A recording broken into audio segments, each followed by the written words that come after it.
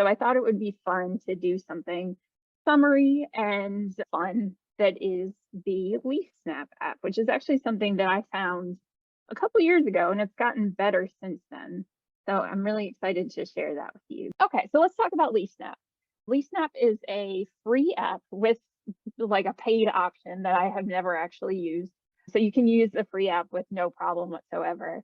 And it helps you to identify any kind of plant, like a flower, a tree, any sort of plant at all, using the camera on your phone. So you can take a picture of any plant, and then LeafSnap will tell you its name based on how you identify the part of the plant you've taken a picture of. So like you can take a picture of its leaves, its bark, its flowers, or its fruit. So you can even take a picture of, like, if there was a cherry tree and you saw a cherry on the ground, you could take a picture of that, and that would help you identify the tree that it came from. So it's really cool. I tested this out side by side with some other plant identification apps because there are a number of them. This one I have found to be accurate way more often than the other ones, and also just easier to use in a lot of ways. So this was the first one that I ever used. Then I tried some other ones out. I went back to this one because I think it's really solid and it's a fun thing to use. I was trying to figure out the names of trees in Central Park a couple of years ago, and this was really, really helpful and I think quite accurate too. So let's talk about how to get LeafSnap. These are going to be really similar steps to any other app we've gotten from the App Store or the Play Store. So just go into the App Store or the Play Store. So the Play Store for Android and the App Store for iPhone. And this is available for both Android and iPhone. And you can just search by LeafSnap, and you should see a icon that looks like this. It's almost like a little camera frame and then two little leaves. So once you see that, go ahead and click install. And then once it's downloaded, it'll take a second to download and do the little wheel. You're going to hit open, and that'll just get you right into the app from there. And generally it'll end up, on your main screen at the end of where your apps are if you want to get to it later. Okay, and the first thing that's going to come up is like a thing that's trying to get you to subscribe, which you never have to do. All right, you'll see a screen that looks like this. It gives you the option to do an annual or a monthly subscription. Again, if you want to X out of that, all you have to do is click that X at the top left corner of the box. Again, I've never paid anything for this. It just basically, I think a lot of what it gives you is freedom from having ads in the background. So there are some ads in this. I don't find them too distracting. You sort of just have to wait for them to play through, which I'm sure you've dealt with on other apps. It's worth it to me to not have to pay for it. Just X that out. Okay, and then it'll give you one of these permission screens like we've seen with some of the other apps we've looked at before. It's going to ask you if you allow LeafSnap to take pictures and record video. This is going to be really helpful, or this is one of the main features of LeafSnap, is that you do take pictures of the plant that you're trying to identify. So in order to make this useful to you, go ahead and say that you do want to take pictures or record video if you're okay with that. You can always search plants just by their name as well. But if you're trying to see something and identify it, you're going to need to use that camera feature. So I go ahead and just say while using the app. If you want to say only this time, it'll ask you each time, but I'm okay with using my camera. It's not going to take pictures unless I'm actually actively taking pictures of a plant. All right, and then just as a setup thing, you're going to see a gear at the bottom of the screen. I didn't mark that, but it's down here where it says settings. If you need to change the language that the app is coming to you in, you're going to click on settings, and then scroll down to where you see this that says language. That'll be one of the menus. And you can click on the language that you want to use. There's actually a good amount of them. There's Chinese is one of them. Spanish is on there as well. So if that's more helpful to you, go ahead and set up the language so you can get all the features of it from the very start. All right, so now you're ready to go. So you're ready to start identifying plants. So I'm going to show you some examples of this that I just used with some plants that I've seen.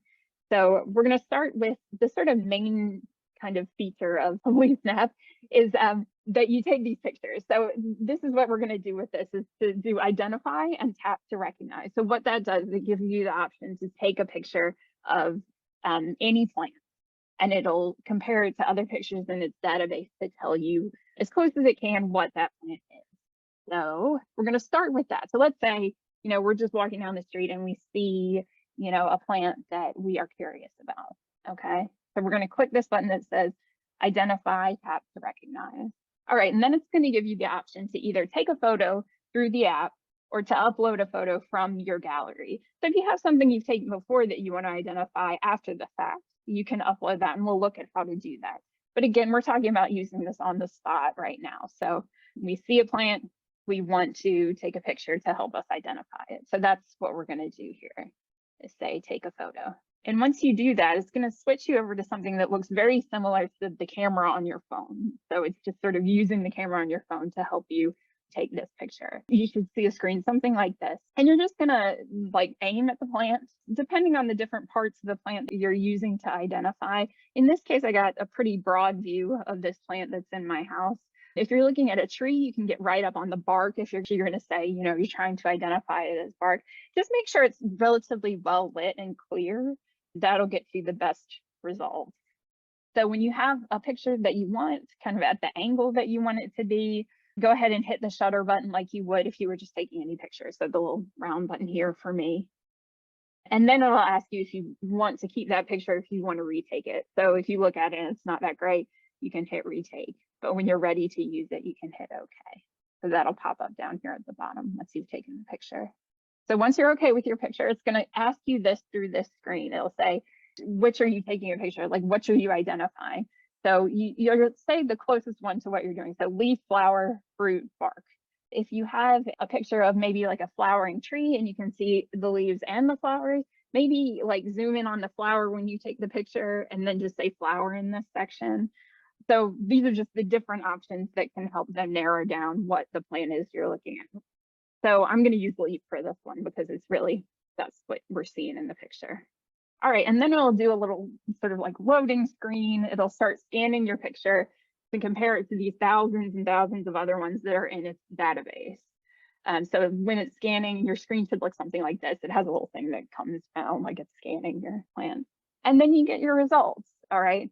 So LeafSnap identified correctly my plant as a golden pothos.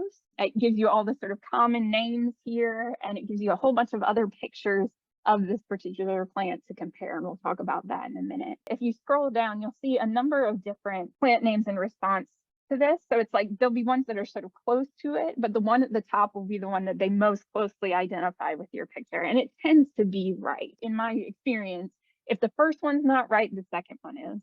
It's really pretty accurate.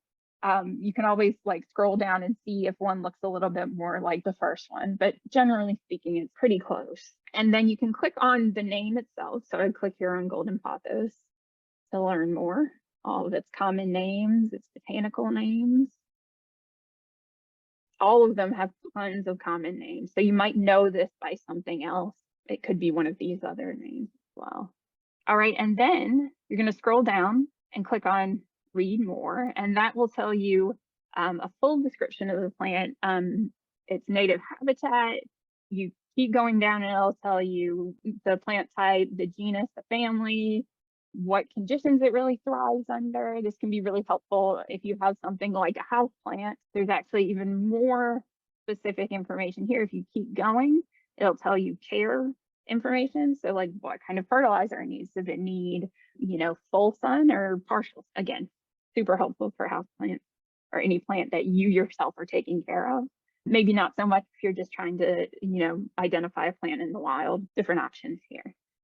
And another thing you can do is add this particular plant with its picture and its description to your collection of plants. So you can save it sort of in a gallery where you can go back and look at it again. So once you scroll down on this screen, you'll see this button that says add to collection. So if you want to save that particular picture and the details of the plant, go ahead and click on that. All right, and then when you go to the main screen, there's going to be a little button at the very bottom that says My Plant. That's where all of your collection pictures and information are going to be. So I have a couple in mind. This is what mine looks like. So if you're really interested in finding out the names of particular plants when you're, out in nature, you can put them all in here and go back and see all the ones that you've identified, which I think is pretty cool. One thing that I wanted to point out too is that, like I said, it might not always be that the top answer that you get is exactly right when it comes to identifying your plant. But what you can do is just click on any one of these different pictures that someone else has taken. So someone just like you has taken a picture somewhere along the way and identified this as the same kind of flower. If this doesn't look quite like what yours is, you could go down to this jonquil one and say, maybe it's this instead. So if you click on any of these pictures, it'll allow you to compare your picture. So my picture's right here, my picture's here, with whichever picture you've clicked on. So you can look at them more up close and see if they look like they're the same thing. These look the same to me. I think the daffodil distinction here is right.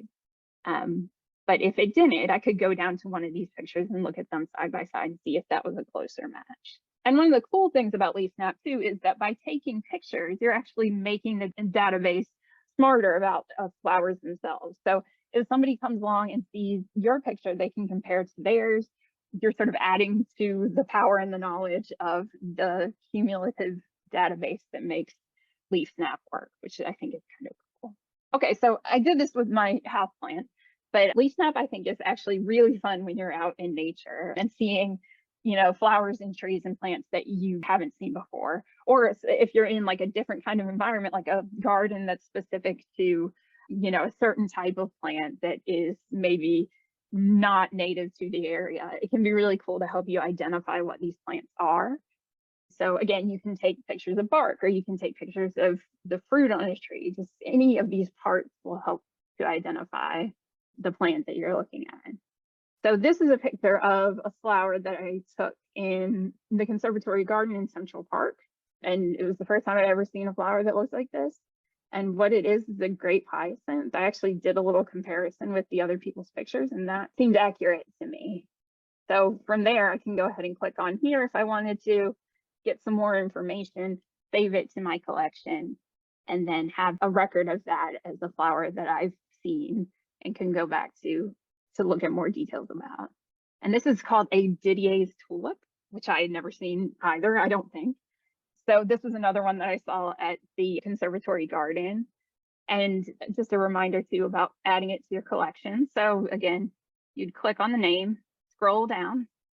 So you see a button that says read more. And then if you scroll down there, you'll see add to collection. You'll see here that we've got an ad. That's one of the things that will pop up. When it's doing things like scanning your photo and stuff, sometimes it'll play you like a video ad and you just X out of it. What they do because it's free. I mean, because the app itself is free. When you go down to those care instructions, I think it has a tab on there that tells you about toxicity, which is a good thing to know, both for humans and animals. It's good to know which plants are particularly harmful to animals if you have animals in your house, but also just to know which things, they might look edible and they're not.